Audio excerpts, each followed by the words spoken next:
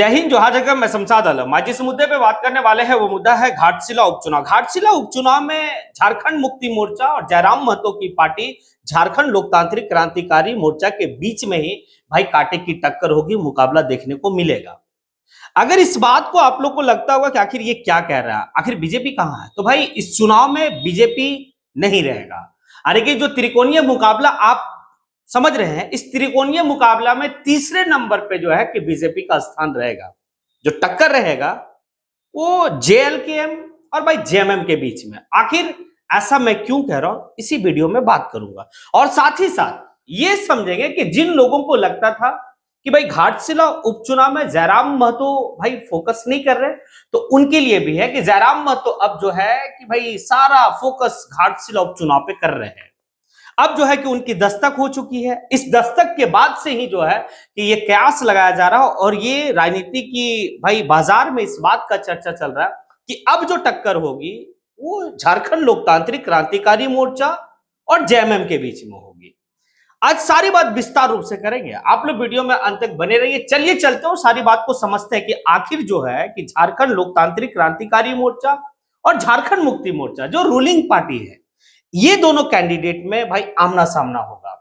अब बात को समझिए आप लोग। 2024 का चुनाव में हम लोग चलते हैं। 2024 का चुनाव में बीजेपी और भाई झारखंड मुक्ति मोर्चा का कैंडिडेट के बीच में टक्कर था। यानी कि जो भाई हमारे पूर्व शिक्षा मंत्री थे वो थे मैदान में, और चंपई सोरेन का बेटा बाबूलाल सोरेन। होता क्या है कि भाई झारखंड मुक्ति मोर्चा का कैंडिडेट जीत जाता 2024 में, तो भाई बाबूलाल सोरेन जो है वो चुनाव हार जाते हैं। लेकिन तीसरे नंबर पे उस वक्त में कौन था, तो रामदास मुर्मू।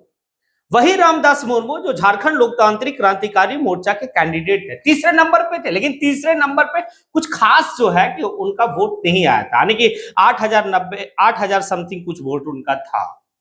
इस बार आखिर मैं क्यों कह रहा हूं कि भाई कांटे की टक्कर झारखंड लोकतांत्रिक क्रांतिकारी मोर्चा और जेएमएम के बीच में। देखिए एक बात तो है, जिस तरीके से स्ट्रैटेजी तैयार किया गया जेएलकेएम के द्वारा, लोगों को लग रहा था भाई जयराम महतो की फोकस नहीं है।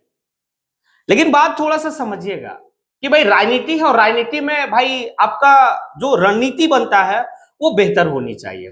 तो स्ट्रैटेजी तैयार किया गया जयराम महतो के द्वारा कि भाई हमारे जितने भी जो है कि शीर्ष नेता हैं, भाई देवेंद्र नाथ महतो, मोतीलाल महतो, ये जितने भी हैं, ये सारे लोग जो है कि भाई शीर्ष नेता में गिनती आते हैं।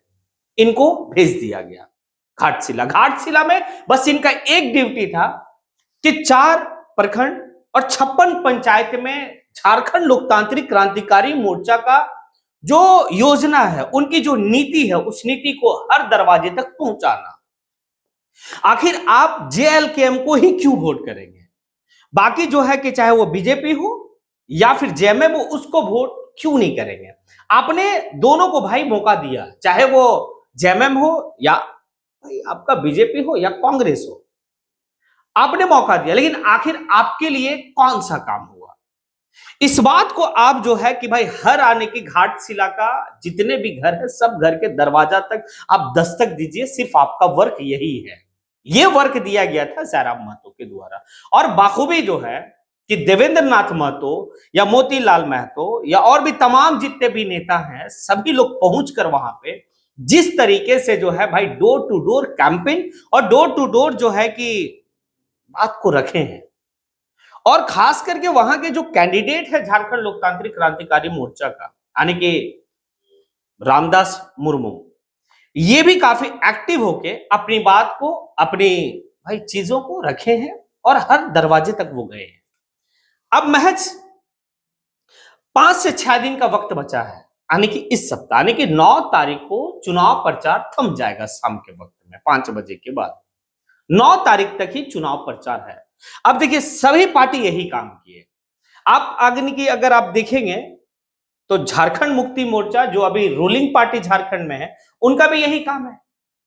वो जो है कि भाई 20 से 25 आने के विधायक को वहां पर तैनात कर दिए हैं, कई मंत्रियों को वहां पर रख दिए, यानी कि डोर टू डोर उनको भी कैंपेन करने के लिए। बात समझिएगा, अगर झारखंड मुक्ति मोर्चा घाटशिला के लिए बहुत काम की है, तो फिर इतने विधायक, इतने मंत्री और खास करके बहरागोड़ा के पूर्व विधायक, कुणाल सारंगी तो वहां डेरा जमा के बैठ गए लोगों को समझाने के लिए। तो एक सवाल बनता है और इसी सवाल को लेकर जो है झारखंड लोकतांत्रिक क्रांतिकारी मोर्चा के जितने भी सिपाही हैं वो घाटशिला के हर वो दरवाजे तक जाकर सवाल किए और पूछे उनसे कि अगर झारखंड मुक्ति मोर्चा भाई इतना ही काम किए तो फिर इतना लॉ लश्कर और यहां तक अब वक्त आता है कि एंट्री होता है। मैं 6 दिन समय बचा है या 5 दिन समय बचा, इस वक्त में एंट्री होता है भाई झारखंड के सीएम आने के हेमंत सोरेन का। हेमंत सोरेन की सभाएं होती है,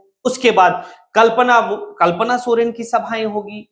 ये एक जो है ना कि काफी कुछ है। तो उसी तरीके से उनके जितने भी जो है कि झारखंड लोकतांत्रिक क्रांतिकारी मोर्चा के जो पदाधिकारी हैं, जो ऊंचे पदाधिकारी हैं, वो कैंपेन किए। अब जो है कि टाइम आया भाई टाइगर का आने की। झारखंड लोकतांत्रिक क्रांतिकारी मोर्चा के एकमात्र विधायक यानी कि पार्टी के सुप्रीमो जयराम महतो का। जयराम महतो अब एंट्री किए घाटशिला में। अब जब जयराम महतो का एंट्री हुआ है तो आप बात समझ सकते हैं कि भाई युवाओं में उनकी क्रेज क्या है, क्योंकि वो जब भी मुद्दा को सदन के पटल पे रखे हैं या फिर जो है कि भाई सड़क पे जो है कि अपनी बात को रखे या मंच के माध्यम से बात को रखे, तो सिर्फ जो है कि वो झारखंड की झारखंडियत, झारखंड के भाई भविष्य कैसे बेहतर हो, झारखंड के लोगों का उत्थान कैसे हो, झारखंड में रोजगार कैसे हो, झारखंड में हमारा 1932 का खाद्यान्न जो है कैसे हो, हमारी संस्कृति कैसे बचे, हमारी भाषा कैसे बचे, इसी बात को तो लेकर वो अपना मुद्दा को बनाए हैं।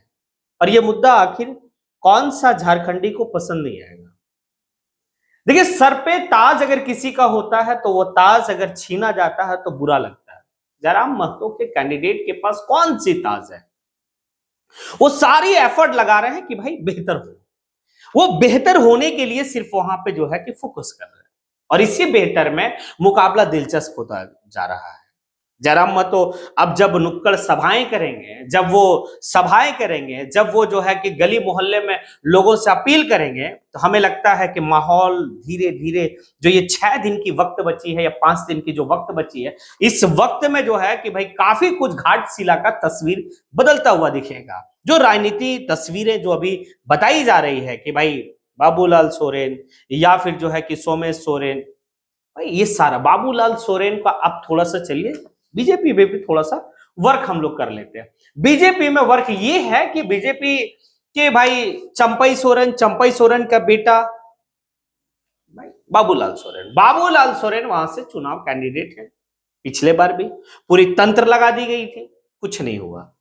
इस बार जिस वक्त से ऐलान किया गया है, झारखंड के दो पूर्व मुख्यमंत्री लगे हुए, यानी कि एक तरफ बाबूलाल मरांडी बाबूलाल सोरेन के लिए और बाबूलाल सोरेन का पिता चंपई सोरेन, वो भी जो है पूर्व मुख्यमंत्री, पूरा एफर्ट लगाया हुआ, लेकिन कुछ होने जाने वाला है नहीं। उनके जो नेता पहुंचते हैं ना, उनके पास कोई मुद्दा है ही नहीं। ये लोग मुद्दा विहीन व्यक्ति है, मुद्दा विहीन जो है कि भाई उनका ये। एक बात समझिए, भानु प्रताप शाही को घाटशिला भेज रहा और भानु प्रताप शाही का क्या जो है उलूल जुलूल है, वो किससे छिपा हुआ? कभी इरफान तो कभी जयराम, कभी हफीजुल, बस उसका यही है। और इनके पास एक है भाई डेमोग्राफी डेमोग्राफी डेमोग्राफी। यही डेमोग्राफी जो है कि भाई आपके असम के मुख्यमंत्री हेमंता बिस्व शर्मा जो है कि चिल्लाए थे 2024 में, और क्या हुआ नहीं हुआ ये बात अच्छी तरीके से पता है। तो इस बार बेहतर तरीके से घाटशिला का जनता को मालूम है कि हमें क्या करना है, और घाटशिला का जनता को अब जो है कि लग रहा है कि भाई जो कांटे की टक्कर होगी वो झारखंड लोकतांत्रिक क्रांतिकारी मोर्चा और झारखंड मुक्ति मोर्चा के बीच। जयराम महतो की एंट्री बहुत कुछ दर्शाएगा और बहुत कुछ जो है कि भाई होने वाला है वहां पे। और भी जयराम महतो के साथ तमाम जितने भी इनके पार्टी के लोग हैं, उनके पास एक ऊर्जा है, एक कह सकते एक्टिवनेस है उनके पास जो है कि भाई काफी ज्यादा ये है। वो जाएंगे, लोगों को समझाएंगे और मतदान करने के वक्त में जो है कि भाई लोगों को जहन में आएगा कि आज हम जो मतदान करेंगे वो अपने झारखंड की झारखंडियत के लिए, अपने बच्चे का भविष्य के लिए करेंगे। और अगर इस बात को समझाने में झारखंड लोकतांत्रिक क्रांतिकारी मोर्चा के अगर सिपाही कामयाब हो गए तो दैट मीन्स ये बात क्लियर है, कुछ भी होगा। अब ये है, अब चलिए आप लोगों से सवाल है कि मैंने जो कहा क्या ये सही है?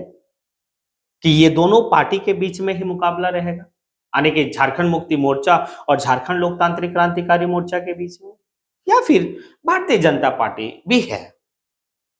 कहीं ऐसा?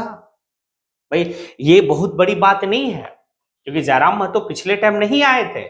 आपको एक उदाहरण एक विधानसभा का है, और वो विधानसभा आपका चंदन क्यारी में क्या हुआ था, झारखंड लोकतांत्रिक क्रांतिकारी मोर्चा के जो कैंडिडेट है वो दूसरे नंबर पे चल गए, और बीजेपी के कद्दावर नेता अमर कुमार मौर्य तीसरे नंबर पे चले आए। भाई प्रतिपक्ष का नेता थे ना वो, समझ लीजिए। तो ये कुछ भी हो सकता है। जयराम महतो की एंट्री, जयराम महतो एफर्ट लगाने जानते, जयराम महतो अपनी बात से लोगों को भाई मोहित करने के लिए जानते, सारी बात जो है कि उनके पास है। और जिस तरीके से अभी उनका कॉन्फिडेंस लेवल बिहार जाने के बाद, या फिर जो है कि आपका पश्चिम बंगाल में उनकी सभाएं जिस तरीके से जंगल महल के क्षेत्र में हुआ, ये बात काफी कुछ दर्शाता है। अब आप लोगों से सवाल है, और ये सवाल का जवाब आप लोग जो है कि कमेंट बॉक्स में आके जरूर करें। इसी के साथ मैं अपनी बात को यहीं पे समेटता हूं। जय हिंद।